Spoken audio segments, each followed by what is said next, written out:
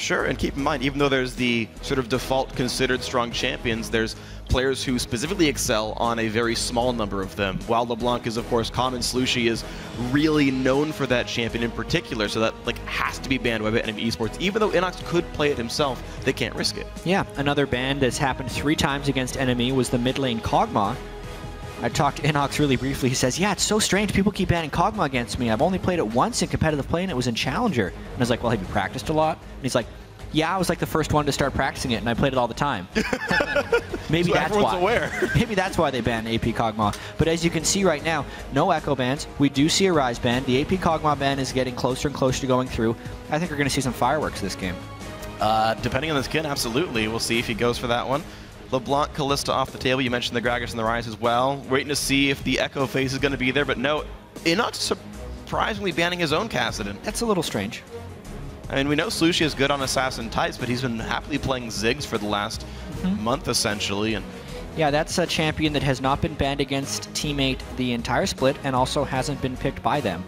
Maybe it's something NME found in scrims when these guys were practicing earlier on in the year, but yeah, definitely a curiosity here. I assume Flaresz didn't misclick. They could have ejected out of champ select if that were the case. Final ban coming through as Alistar. Not a big surprise there either. Ekko is on the board. He is, as is the Kog'Maw, and the question is, with pretty much every single common poke mid still up, unless there's a tier list pecking order where like Kog beats Varus, NME could leave that champ up for later, and as you say, Ekko might be that important that they pick it up right away. Yeah, obviously the European also LCS, Ekko was picked to ban in 9 out of 10 games. In the LPL where he was available, 15 of 16 games. Yep. 1 out of 1 so far in North America. All right, here we go. So the crazy thing about Ekko, so he's definitely strong. And whenever there's a champion that is overpowered in this sense, you get to play him in a variety of roles. And he's so strong that people are throwing him into the team just to have him and then figuring out later where he goes. We've seen him both in the top lane, jungle, and mid lane, and it's a spectacular flex pick in that sense to be able to first pick right now. Full AP Ekko with the mid lane, tank or AP Ekko top lane, or tank Ekko jungle have been the main builds we've seen so far. Yep. We've seen, I believe, Riven as a counter pick to him before in China, unless I'm forgetting the matchup. Top lane Hecarim comes through already, though for CaliTrolz, plus the Thresh picked up by Dodo. So teammates saying, okay, here's your Ekko, here's what we want to play. Oddly though, again, with the Gragas ban and no Rek'Sai ban, Rek'Sai has not been seen yet in Champ Select. Yeah, that's interesting. Mainly it's just Dodo wanting the Thresh. They also want to block Hecarim from Flaresz. He had that devastating Hecarim game against TSM where he nearly solo carried the entire game. So pretty normal picks. I'm a little surprised that Porpoise did not go for the Rek'Sai, only because it's been a staple of his, especially when he's had successful games. But with Sejuani still up as well, and that being a pick that he enjoys, I think they're just going to wait for a bit more of the team comp to come together to figure out if they need the early game pressure against what NME picks, or if they go with Sejuani. Let's see if that comes out here then. Team fight comp, early picks, early aggression, any of these things could absolutely happen. The Rek'Sai hover right now is for Trashy. And looks like he's going to let that one get locked in, but innoX needs to pick his own champion here, and they're really taking a long time to figure it out that they want Janna down to the bot lane.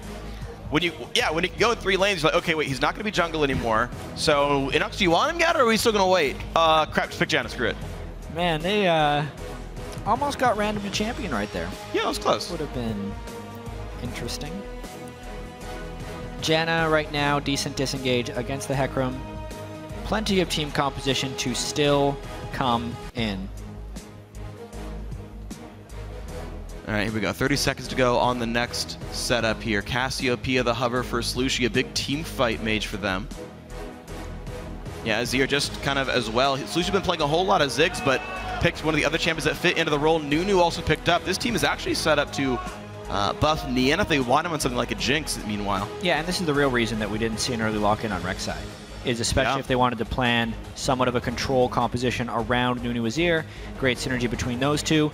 As far as champions that actually can do well against Rek'Sai, Nunu is kind of near the top of the list in my opinion, because yes, he can burr to close on you, but afterwards if you just hit him with the snowball, he generally can't get off his auto attacks after his knockup, or even get to you for the knockup if you hit him with a snowball while Rek'Sai is burrowed. So I actually do love this Nunu pick by T8 as well as the Azir. The only danger is they ended up having to pick Azir blind. And now innoX gets to pick if he wants Ekko or something else, assuming that Flaresz is put enough happy to play Ekko Ekko to swap from top. Yeah, true. We've only seen a very few top lane Ekko games so far, literally 2 in professional play, from what I can tell. There is a loss over in China and a win for Huni over in Europe, and it's going to be, mid lane Ekko. Gnar top comes through to face off against Hecarim. The Sivir comes through for Otter. So NME ended up making sure they had tanks in their team, which is generally wise, especially against Azir, because they need to be able to bash him around a little bit. Need to have some type of front line of their own against a strong T8 front line that we have put together right here. Yeah. But as far as just persistent damage and team fight power, teammates certainly have pretty much the best in the business down the line. Cinder Hulk, Hecarim, pretty scary, just blood-boiled Azir in the first place. A lot of amazing things out here for the T8 5v5. NME eSports, of course, with the choice to pick their fights with a couple of assassins and a lot of cool team fight powers like Sivir ulti. Yep. We'll see if they can pick the right fights, though, as T8 look to grab their final slot here. Yeah, just need an AD carry. And that's T8 right there. They're just going for heavy amounts of team fight damage and kind of setting up a position with the Azir and the Nunu. And Jinx can work for that. It really will depend on Nien's positioning, whether he can avoid the Ekko assassinations. Ekko, really great at baiting people into his ultimate. Pretty good at diving in, but as well as having to get enough damage to actually one-shot the Jinx without your ultimate, you got to pull off a pretty perfect combo on a late-game Ekko. So I kind of like that Jinx pick here, but of course, it really just depends on how well innoX assassinates and how well Nien positions. Yeah, those are going to be very important things, and at the very end of it all, you at least have Thresh to help keep things safe in the end of it. Maybe that'll be enough to keep the Jinx alive. Nien, of course, on 5.10 Jinx, so the mid game's a little bit weaker, but he's just known for getting farm over and over again and scaling up throughout the late game. But I guess I need to ask a little bit of T8 have almost too much late game Jinx and Azir on the same team. Feels like more than enough late game insurance. Nice! It's a good celebratory fist bump for both those guys. They head off stage. Yeah, history teacher wanting to pick up his first win as the coach of T8. Yep. We mentioned earlier, a very important game for T8. Always needing to pick up that first win. And of course, NME, they want to get above 500 here. Hey, that'd be sweet. 3-2 for them would be great. But while the teams load onto the game, be sure to send your picks with hashtag NME win or hashtag T8 win to @LOL eSports. Over on Twitter, let us know who's going to win this one. You can see the team comps up on your screen. A really big, powerful team fight comp for T8. NME eSports bringing the first Ekko to North America in innoX's hands. They're also the first game Ekko's available. I guess we can give them the title for having the first Ekko. He gets it. It's not as special as Lustboy having the first Bard. Because, you know, people had their own chances to pick up. Yeah, Afro had a ban against him like 4 times. It's true. And it got played against him. It's true. He had the chance to pick it, he didn't. I know. How unfortunate. But we are on to the Rift. Ladies and gentlemen, Week 3 of North American LCS has begun. Woo. And first damage dealt by innoX. It's basically the game right there. Yeah, well, CaliTrolz says that with a little more time, Team 8 will be a real threat. I feel a lot more comfortable when I'm playing with Nien already, and like I don't think we should be judging by our first 2 weeks right now. We are doing really well in Scrim, and we have potential to beat any team in NA right now, but it just hasn't come out yet due to recent changes in coach and also obviously AD carry. Yeah, as we saw during that right there, Otter sticking his head out a little too deep into the river for that Team8 brute force invade. It cost him his flash, and at the end of the day, Team8 gets their wards in, but that also meant that NME was able to get some deep wards in of their own. What I liked most about this Team8 invade is they spent a little bit longer to get that ward in their own jungle so that they could track where NME entered for those own wards. So this time it was basically all wins for Team8. They got the wards they wanted as well as scouting NME, and they burned the flash. Yeah, really good start for these guys. Deep utility tree for Porpoise in order to afford all the wards and everything. Just for the interesting insight into his mastery choices. And here we go. Porpoise and CaliTrolz will be double jungling up on this red buff here. And on the safe side of the map, as their dual lane is down on that side, as enemy have lane swapped. Yeah, they're Be interesting here what Trashy's read is. He should know with their lane swap that he needs to invade the enemy red, otherwise he'd be in danger of a bit of a 3-buff, but this should be a relatively standard open. And I believe both lanes were able to get a freeze. Looking into it now, looks like Sivir is actually pushing her lane, and Jinx Otter is was unable to get the freeze. I think this is the standard par for the course when your junglers start on this side of the map correctly, is when you do the fourth wave turret push. Jinx will be a little bit better than Sivir, but Sivir has Janna, who's better than Thresh in knocking turrets down. So as far as cumulative turret killing power, I would say it's close. Oh, Leash's back didn't heal though. Interesting little interaction right there. Yeah. A lot of times when a leash is back, it will start healing because you've hit the 3 soft leash recap, but it didn't look like they hit the leash cap, and for some reason the red walked away. Once in a while I see a leash like that. Yeah, it basically just looks like these guys are going to be doing 4-man turret pushes right now. Neither team is trying to prep 3 or 4 people to race down and catch the big wave that wasn't froze. Because there's a couple of different options you have in these situations. But yeah, it looks like they're just going to be trading each other's jungles and going for the turret kills. At the moment, it's actually both teams hoping for a dive. They're kind of hoping that someone shows up at that turret to get experience, but no one is that foolish. There's going to be 4 people in there taking the turret. And Teammate actually managed their turret dive quite a bit better. I think NME will still knock the turret down, but Teammate had cleared all the camps a bit faster. They've got a bigger wave to push it down. I believe the bottom turret will actually die first as well, depending how they want to balance this, though. Yeah, okay, if they're just going to balance the wave, looks like NME will be right on time. That last minion dies, and they will build a freeze for the top laner. Yep. Looks like Teammate will have the same after all. So even though Teammate did jungle slightly faster, it did not matter. Well, they could get the dragon. That's the only, oh yeah, you're right. That's the only main difference when you have this particular lane swap. Whoever decides to go top lane does forfeit a little bit of dragon control.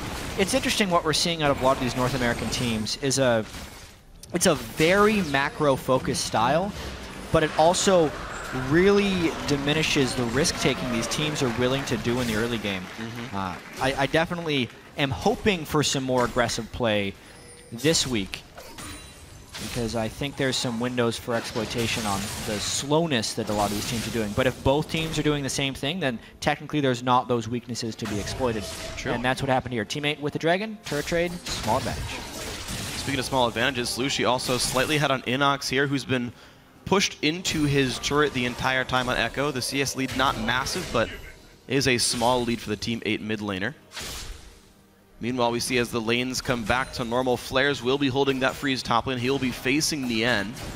And of course, the opposite scenario down to the bottom side is otter and Bodydrop can push in towards CaliTrolz. Yeah, and the tricky thing about this mid lane matchup is innoX gets a little bit aggressive. Is that type of aggression he actually can't do frequently at all with the lane swaps, because there's usually 2 people MIA on the map at all times. It's not just a jungler gank you have to worry about. It's a jungle gank and a support gank and a top lane gank and all the things, which basically turns mid lane into a farm war until you get sufficient ward coverage down. It's actually, in my opinion, pretty solid of innoX to have the CS he has as a melee right now against Slooshi's Azir early on. Yep, he went Flash to try to keep himself alive. That should be working out pretty well for him. Porpoise so far playing the control game quite nicely. He got to take the bottom scuttler, get away pink ward, should get the top one on top of that one. innoX still getting dropped low, but he's still like holding up in CS, though he is now out of potions after this one times out. Yep. Just doing his best. He's going to have to back real shortly. Yeah, he's out of mana. He can't stay any longer. He's got 1,450 gold. Hold on. Porpoise says hello to Trashy. Smite consume matches level 4, and Dodo's already here. Good flash by Trashy to stay alive, but there's already a Jinx on this one. The dive from teammate is surely going to work. First blood goes to CaliTrolz. Porpoise has aggro, jumps right back out. They knock down Flaresz on top of it, and now Bodydrop's getting caught out. A summer heal keeps CaliTrolz alive, and it's 3 kills for 0 under a turret. Enemy's seen this one before. Oh boy, that is like the classic 4v3 early game, except it happened on the second turret when people were much higher levels. The reason this this was so disastrous for NME is because they were funneling in slowly to go defend that turret, which was being slow pushed with a big minion wave by Team 8, and they didn't account for the missing members of the team. So instead of waiting a little bit, grouping up and attempting the turret take as a group, they went in one by one because they didn't want to lose CS, and because the rest of Team 8 was there, they ended up getting crushed. Obviously, it all started in the jungle with Porpoise onto Trashy, but that's the general gist. It was not a clean rotation by NME, and Team 8 punished it. Well, really good by Team 8 then. Looks like with a 3,000 gold lead, they've done a great job of setting their early games quite nicely here, and looking for the first win on the board. This might be the setup they need to do so. Right now, NME not going to lose their blue buff off that, and they will be able to set up innoX for this blue, assuming he wants it. Right now, he's got to clear this wave under his turret, but knocks it down. Yeah, he probably wants it. It's just over he goes. He's so pushed into his turret that he loses a lot of time every time he goes back. Yeah, he's going for it right now. Rek'Sai, no need for such things. Has blue buff. What a start by Team 8 here. So not only do they do the... Oh, Trashy took the blue. I think it... I don't know what actually took it, though. I didn't think I saw him auto-attack. I looked at sort of passively over on my screen, and I didn't quite see what stole the damage. Follow the play-by-play. I will watch it on my own screen here. All right, you tell me what happens. Meanwhile, Team 8 still playing very aggressively. Porpoise and Dodo duo invading to kill another pink ward. innoX can't get into his own jungle at all. I don't understand what happened, Phreak, with this boost doing. It looks so strange. And a 4-man push by Team 8 into the mid lane. They just keep making the rotations happen. The early Nunu pressure. innoX comes in for the stun. They're going to catch Nien for a lot of damage, though, and he will go down to Trashy. Yeah, and we talked about the positioning from Nien and how important it would be, and he's just caught completely out of spot right there. innoX doesn't have to really do much to kill him. The flash to get it. The flash made the slow land. He got the passive tick and everything. 2-0-1 on Ekko from innoX. This is a very strange game right there, how all of that turned around seemingly at the drop of a hat for NME, and they continue. Flash, Gnar ulti, Slooshi flashes the wall to get away. He will survive, but maybe not. Trashy's still on the hunt. Of course, Tremor Sense lets him know what's going on. I think he'll live. The mid lane turret will not, and NME eSports ties up the turret game. They've tied up the kill game, and now they're ahead in gold. So for everything the Team 8 did in the early game to get that lead with the quick rotations and the dragon fight and catching them in the top lane, that's all gone now. Yep. Because NME wins one massive fight as well as being able to take a turret afterwards. Well, their ability to engage and pick fights. They've got engage tools with Gnar and Rek'Sai. They've got the Sivir ulti, and they've got Ekko for follow-up. While Team 8 have a good 5-on-5, they can get picked out. And that's exactly what we saw, but Nien with Blood Boil will answer back the turret as NME were forced to recall and buy off their recent victories. Yeah. Going back a bit, you can notice CaliTrolz in the bottom lane without his TP right here, so NME know that they can get a 5v4, they just have to go in slow. It's mainly because Team 8 wasn't respecting the Ekko zone of control right there. Nien gets stunned, and that ends up turning it into a 5v3. Plus, you have to add in the fact that they had a Sivir ult. Porpoise is not level 6, so he can't zone with his absolute 0. And yeah, Team 8 just gets completely run down, all because of the open from innoX's Ekko, I have to say. All right, so we sit back at a game 500 gold apart and with a dragon lead for Team 8. So all said and done, the smallest of leads for the red team. CaliTrolz will have teleport very soon. He's got a completed Cinder Hulk with challenging smite on top of that. So a scary Hecarim definitely galloping around the map. It's a 21 minion lead for this Hecarim here. So certainly a scary top laner. He's even got 100% kill participation. Yeah, but with all the rotations, something that's happened is Porpoise has fallen incredibly far behind in CS. Oh, wow. He's a 13 CS Nunu at 11 minutes. I wonder if when they were double jungling, if he was giving some of the CS to Cali instead of taking it as a jungler, because they're both going for jungle items. But that just pushed him so far in the support role. As far as needing zone control with Nunu, he just doesn't have it right now because he's so starved for gold. Yeah, he's 500 gold down. I think some that mitigates it is that he has been taking scuttlers more often, so that'll slightly deflate the CS numbers. I mean, 500 gold disparity is still 500 gold down. Oh, I mean, certainly jungler. Yeah, I definitely agree he's behind. I just think we'll have to see what he can do then with his Sightstone Rush and no other combat stats then, because he's certainly squishy. Vision control was what Team 8 was trying to do. The one mistake cost them, but They have been trying to play an objective game. At least they will have that blood boil no matter how farmed he is. And they can make Azir or Jinx carry their team fights. CaliTrolz has become the primary tank with Cinderhulk Rush. So pretty much. It basically maybe it pans out. It basically switches their team into a double support. Instead of a Nunu frontline, he's kind of more of a supportive bot right now. But CaliTrolz is ahead because of it, right? He was able to finish his Cinderhulk early. Flaresz is still waiting on his item timings. And with the Dragon live and CaliTrolz having his teleport up, this would be the time where they'd have to go in and try and make an impact with it. All right, double TP and attempted frozen mallet for Flaresz, which he will not have for another 1,000 gold or so, but that was his intended way of bullying around CaliTrolz. Against Cinderhulk, Hecarim, definitely scary. And we're going to see pretty much equal items for those AD carries, equal items roughly for the mid laners, although we are waiting for Slooshi to finish his Morellonomicon. He has money for it, he just hasn't backed in a very long time. Flaresz now in a battle, CaliTrolz very far ahead. He's going to dive right on in and cannot quite get what he was looking for as Flaresz gets away over the wall. And now Slooshi is caught, he is flashless, but he's inside a wall and gets away. Yeah, a little bit of a bug there as he EQ'd over the wall. Could have been visual, not sure there, but he escapes with his EQ, Shurima Shuffle, whatever we want to call it. But because CaliTrolz ulted top, because Slooshi is low, it means NME is now going for this dragon. CaliTrolz could still teleport in. It is thinking about being contested. The Gnar TP should call it off. Gnar TP does come in. Mini Gnar, though, means he's not the most threatening, but it will not be contested as they are missing their star mid laner. Dragons equalized. Gold still 1,000 apart, though, as T8 feeling good about the places they're getting farm. And it's actually largely on CaliTrolz, still. Yeah. So, the early CS he was able to get, kind of at the cost of Porpoise, it seems, was giving him that big edge. It was a 2-level advantage he had over Flaresz, but he could not convert the kill, which is pretty key.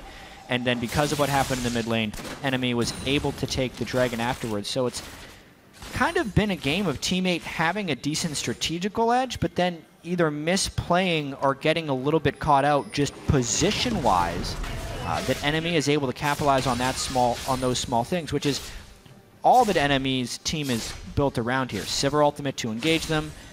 They need to be able to have really clever Ekko positioning to get around all the Azir and Jinx things.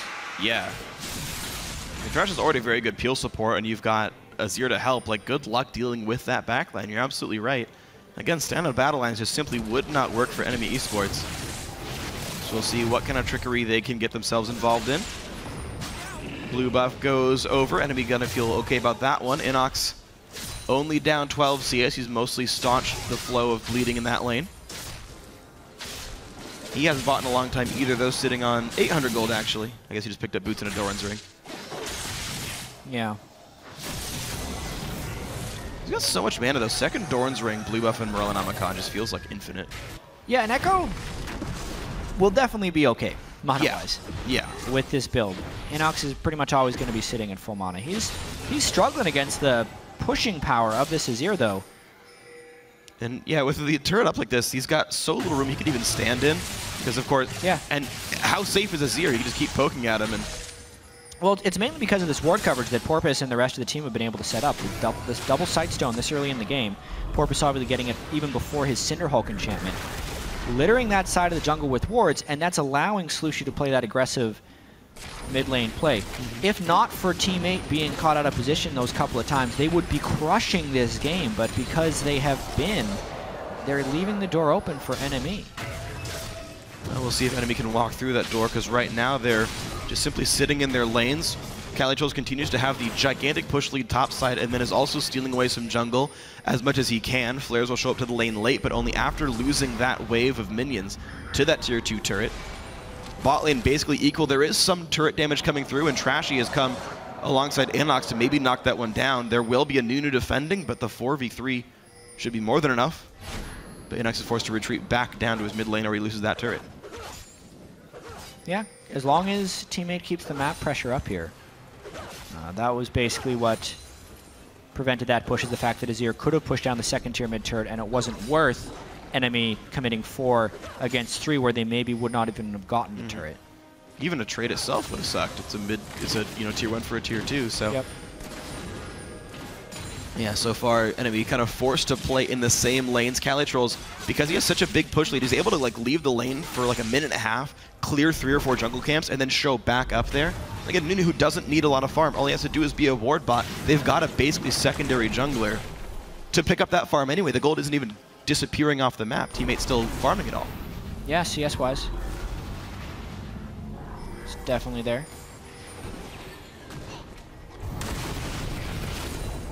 It's kind of interesting what NME is doing here because they've littered the bottom side of the map, dragon-wide, with wards, but they just moved their entire team up where they don't have ward coverage. It means they can't be very safe wherever they go.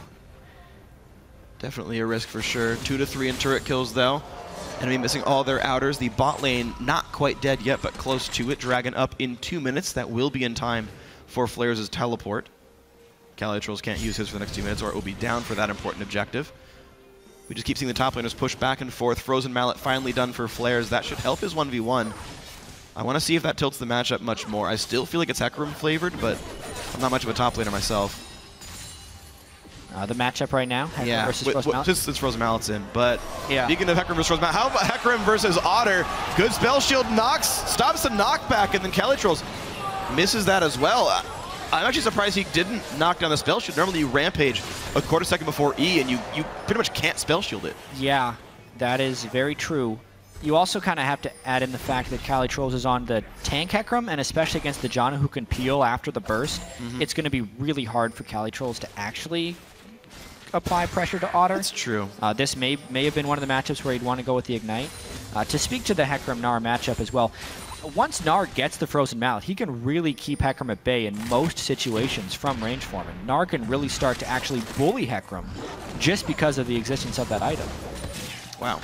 He's sitting 1,100 gold down, so if that does happen for Flaresz, that just kind of shows you how much of a key that item is. Also a level down. I want to see if this does play out any well. Right now, CaliTrolz is just happy to keep farming, going for the Spirit Visage second, it looks like. And Dragon's going to be up in 24 seconds here. CaliTrolz, of course, did use Teleport to make that play to the bot side, so TP advantage for this Dragon spawn for NME eSports. They seem happy to play just for the Drags right now and letting themselves farm. They have the mid lane cleared first. They've just recalled on almost the entire team. Very few people on that squad have golden pockets. Similar situation for T8, though they have a bit more outstanding. Yeah, they've been so passive after that early getting caught out of position by T8. And this has been a struggle of T8 kind of throughout all of their struggles. CaliTrolz as their shot caller, they haven't been able to find the right ways of kind of capitalizing on any early advantages. It happened last week. It seems to be happening again. They're supposed to be implementing a better system now with History Teacher. Nien coming in, everyone really loves his positive attitude. It helps them make calls in game. I imagine it's working very well in practice, but as far as actually on the LCS stage, we haven't seen it come together. Yeah. But meanwhile, we're actually seeing NME eSports, the one actually making aggressive choices. They did secure the Dragon. They've now lane swapped innoX to the bot lane. He got the turret because of it. And now Otter is being sent to the mid lane to hold this. Gives Bodydrop more room to roam around from this sort of base of operations. And it looks like NME eSports have managed to put in a good number of aggressive wards onto the other side of the map. Meanwhile, we don't see any at all from Team8, so the ward game is going the way of the blue team right now. Yeah. But because Dragon was just taken, there's just really not many objectives up on the map. This is kind of your classic game of 3 turrets down on both sides. Because they've traded advantages, neither team really wants to overcommit into a choke point because that's when they run the risk of getting destroyed. I mean, if Slooshi now with the Death Cap and Rellenomicon ever catches NME in a bad spot, he's going to be able to crush them with Azir, whereas Team8, if they try and get aggressive, they always run that risk of walking into an Ekko clone, who then ults back and kills everyone. Absolutely, yeah. Chasing into an Ekko team is super risky, absolutely, especially an AP Ekko. He's gotten Rellenomicon into Luden's Ekko. I've seen Death Cap pretty commonly on him as well, but looks like he's going for the slightly higher mobility build. And they've got a Sivir ulti right on the Dodo, and they're going to knock him down. Baron control is the next logical step. 20 minutes into the game, Team8 did not have the ward control. Get an easy pick with Sivir ult. Here comes innoX. Yeah, careful, they're right on top of an Azir turret next. Got to get right back out of this one. And in comes Hecarim. The cavalry has arrived. He's knocked down. Flaresz. The chase still coming. Slooshi wants a lot to do. Jinx helping as well. Porpoise zoning back, but Otter knocks a kill down. 5-4. Spell shields the Ice Blast. Dodges a zap just by running away, and Slooshi is still cleaning up. 2 for 2 so far. innoX on the backside. Very chaotic fight coming in there with a half turret dive into CaliTrolz entering from the backside. It is T8 that comes out a little bit on top health bar wise. They're trying to get a push down the mid lane right now. And this could be very successful. They're 5 seconds away from the next minion wave. Flaresz and Otter both dead. That's pretty much their... I guess they do have Ekko still for wave clear tools, but it's not a lot. Trashy's kind of waiting around at half health, not able to do anything except soak a minion's worth of experience. Bodydrop can't help either. T8 are going to have Porpoise slowed, but there's no engage.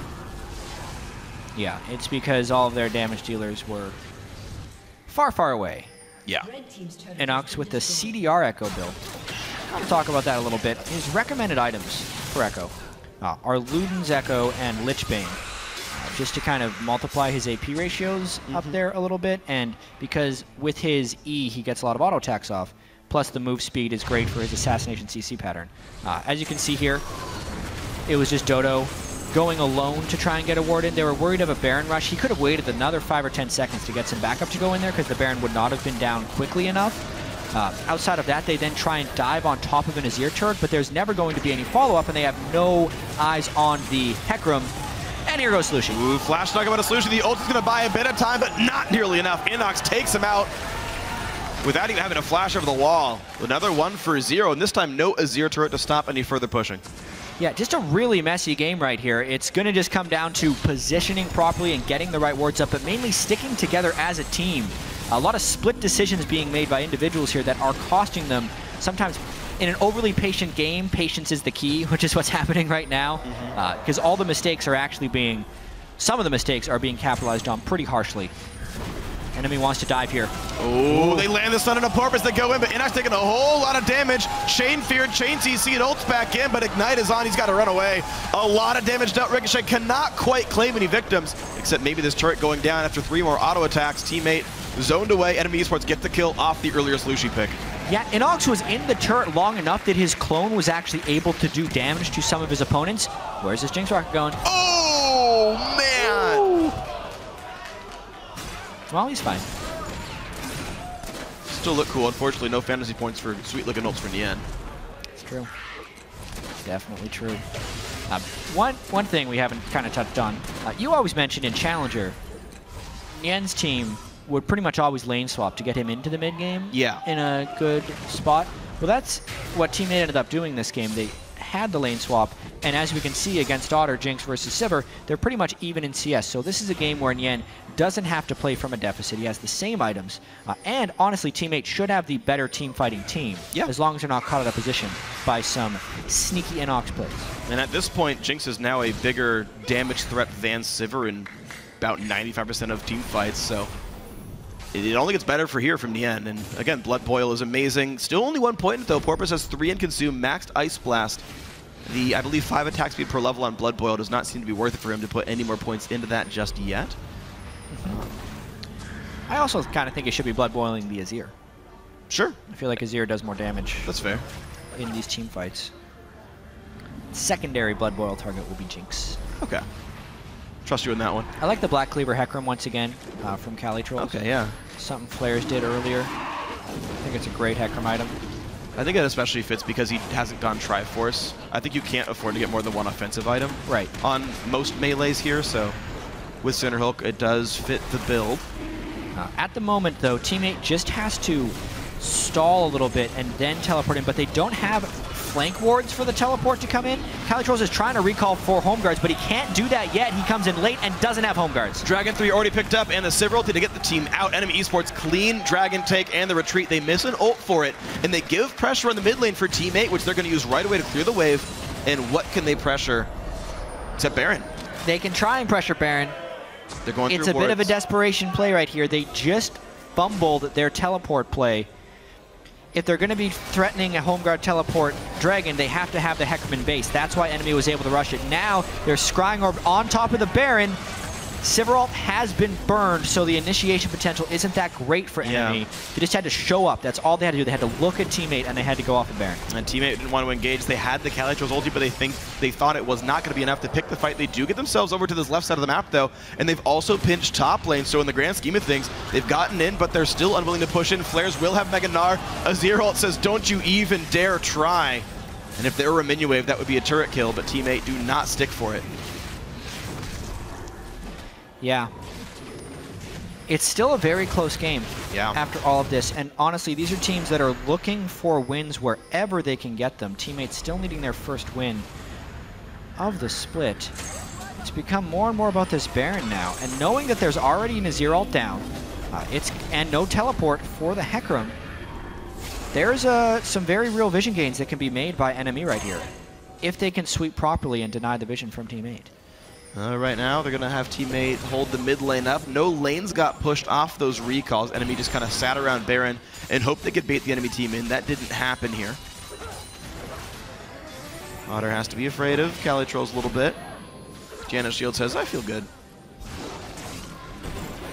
And we're again at a 1,000 gold game. Of course, neck and neck here. Teammate at 0-4, Enemy eSports at 2-2 in the overall North American LCS.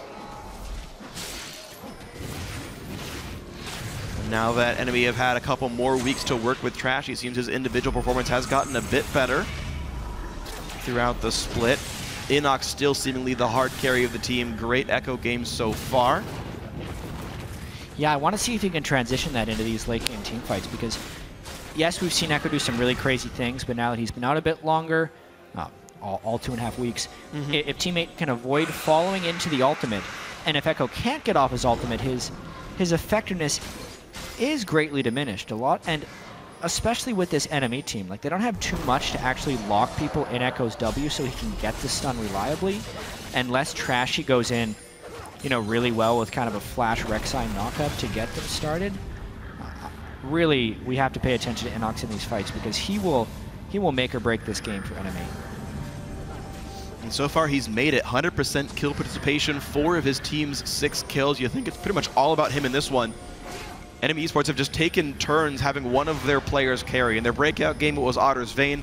This game, it's innoX's Ekko, and earlier they had almost gotten the win off of Flaresz' Irelia, but this time around, they're going to get the knockup and the stun on a Porpoise. Nunu gets a lantern out, the box comes in, and they just cannot get the kill. innoX at half health, forced ult out for no damage, and the counter engage comes in. CaliTrolz knocks back Trashy, gets one, and now the tanky Hecarim. Yeah, and look at innoX just going back in. No ult this time, though. But look at the follow-up, a double kill for Azir. Jinx is in the fray. Nien can't quite catch Bodydrop, but it's a 3-for-1, 4-for-1. Yeah, and making or breaking that game. innoX could jump in, but he never got a good ultimate off. He had to go back. They couldn't finish Porpoise. Focusing Porpoise and Thresh in the first place doesn't deal with the real issues of this team, which is Nien and Slooshi. Despite being down 3 dragons, with the superior late game team fighting composition, Teammate takes that fight heavily in their favor, 4-for-1, plus the Baron afterwards. So that's what Teammate needed. Yeah, looking at this one more time as well. innoX saw the pick opportunity, but honestly, the real pick opportunity was Slooshi and Nien down on the bottom. All these people up top are just distractions. Teammate down at the bottom of the screen are the real guys. Slooshi coming over the wall, and the Azir damage is the real threat, because enemy could never funnel in at the right moment. innoX gets chunked by those Azir shots. It allows Nien to come in from the back afterwards. It feels like enemy aren't respecting the fact that a 5-on-5 is not good for them. You can't chase through Azir and Jinx with proper peel. Just the damage just feels too high. Yeah, it really appears like enemy got trapped into a fight there, because they were going for the quick pick kill onto Porpoise. When they didn't get it, they saw the lantern, they saw how low he was, they thought they could keep chasing. It ended up kind of tricking them into a team fight. Now they're against a Baroned up Azir Jinx team, completely on the back foot despite being up dragons. Yeah, it's pretty rough. And Dragon up in 45 seconds. That will be during the Baron buff of Teammate, meaning they might get a second one themselves. Top lane tier 2 being defended for now. CaliTrolz is killing a ward on the flank. Like, enemy has to know a tower dive could happen here. And the tank line, I feel like, is big enough that they could tower dive. CaliTrolz walks away after pressuring the mid lane, but that gives enough time for top 2-2 to go down. Teammate split pushing quite cleanly. Yeah.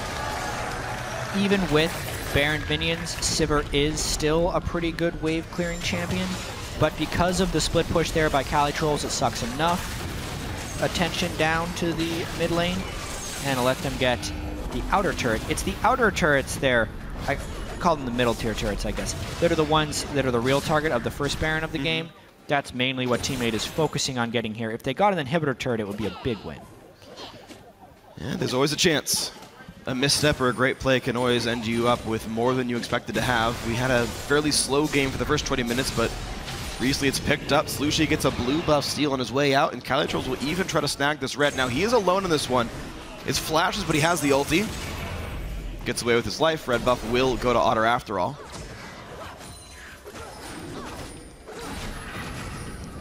Now, Dragon's up, and all of Teammate have already recalled in time. You notice, like NME eSports, they don't even try to ward the river. They're like, yeah, you're right. That's yours. Enjoy the dragon. And here's the big thing. CaliTrolz back in base. I thought he was going to wait for home guard TP threat, but he just ends up running down and they take the dragon anyway. Would have been great to prep a dragon, but because it was uncontestable anyways. Ooh, innoX not quite in range. Lich Bane, Ludens. He timed out by enough. Hey. He's not going to get him. Well, at least he's pushing the wave. And they have a head start on this wave. Teammate has to go back to base with the slow recalls.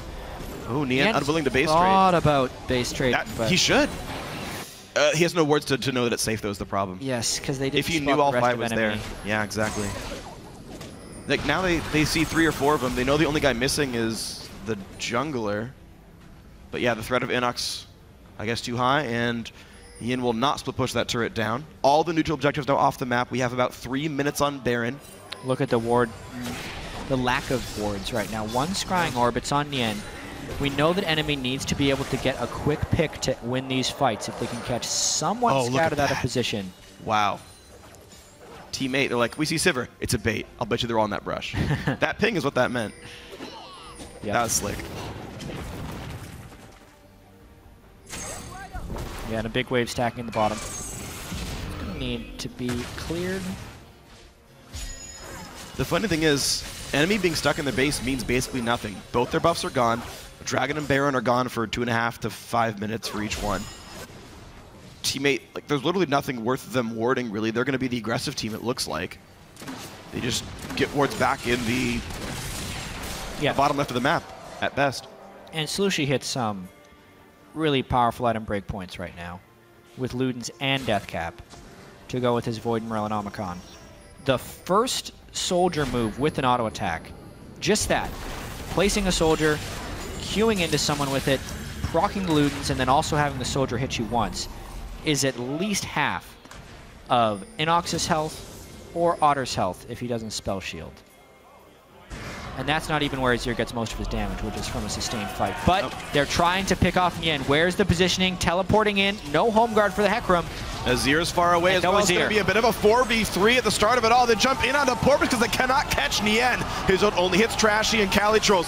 Very tanky in the front. Dodo shows up. Porpoise still taking damage. CaliTrolz just refuses to go down. Finally picked up by Flaresz. And there's more coming in for innoX. Azir now joins the fight. Can Slooshi get anything here? The carries of Teammate are still alive, but their front line is gone, so they have to be very hesitant about how they approach this. A hook would be great. Right now, enemy running towards the other team's base, but they have the speed, and because of the lack of front line, it's very hard for Teammate to approach. Not a group right there when they were caught out of position. Enemy going to try and push the mid lane. Teammate jumped into enemy territory without enough wards, without their mid laner. Enemy smart enough to capitalize on that one, and they get a nice surge of gold to almost tie the game back up. 1 minute on Baron, and enemy may have the control to get wards over that first. And in fact, that's exactly what Bodydrop is doing. Teammate still in position to win this game, of course, with their team comp. And yeah, it was basically, I don't necessarily know why they were down there without the Azir. They could have just had a little bit more patience and pushed it as a team. But because they did not, you can see this very crazy fight breakout. Enemy, you know they're far behind. They didn't even have the cleanest win there. Flares almost fell down. But innoX basically just picking off whoever he could because the realistic damage threat is Slooshi, and he is there very late. He doesn't even get soldier damage over the wall once he does arrive, and ends up being a very lackluster collapse from Slooshi's Azir. And these AD carries, despite all the crazy things that have happened throughout this game, of course, we're very close in, and they are sitting on equal items, which, again, at 3.5 just means more for the Jinx. Baron now alive, Dragon in 2 minutes. A lot of farm on basically everyone. And yeah, this is real dangerous, but they do have the Azir. It's good zone control. Let's watch this fight. Stun for Ekko to catch Nien! And Baron Nashor goes to the red team. Everyone is alive still from Team 8. Slooshi will get chunked pretty hard by innoX. They're going for CaliTrolz now. Trashy is gonna be the first one knocked down. A double kill as Otter's also dropped. Down goes Flaresz as well. It's a 5v2 now. Team 8 is so superior in team fights that they can just start the Baron like that, get their AD carry stunned by an Ekko, and still come out on top in the team fight. Now with Baron and 30-second death timers on 3 main members of NME, just innoX and Bodydrop, this could be the game, Phreak. It could be indeed. 22 seconds to go till any of the valuable members respawn here. Mid inhibitor goes down, Baron buff still there. innoX just does not have the wave clear. He's at half already. Bodydrop barely does anything, and look how fast Nien and Slooshi knock these turrets down. 1 more to go. Team 8 to get their first win of the split. The dive to Nien, they can't quite get him. That's Brillanomicon, not Ignite. Here's the response. Can they stop the game in time? Slooshi diving in, a fear from CaliTrolz. 1 more hit, the Nexus goes down. The first win of the split for Team 8. And it could not have come at a better time. They needed this win. So many difficulties for these guys coming into this game. Slooshi playing great despite the adversity he is facing. So very gutty performance here by Team 8. It wasn't the prettiest game, but it counts. 1 and 4 now for them, knocking NME to 2 and 3. Absolutely the scoreline. So 1 game apart now for both these teams as we've crest the 5th game of the split for both these guys. Team 8 looking for that late game insurance. Slooshi finding another champion to be successful on. 1 is laned by a little bit, got the enemy turret down as well.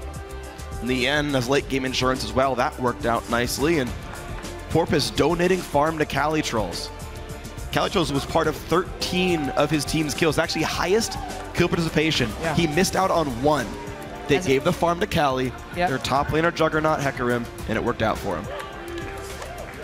Exactly. As a Hecarim too, it's not one of those guys who can just throw like a Jarvan flag down and get all the assists. Hecarim, he's got to be in the fight for a while in order to get the assist credit.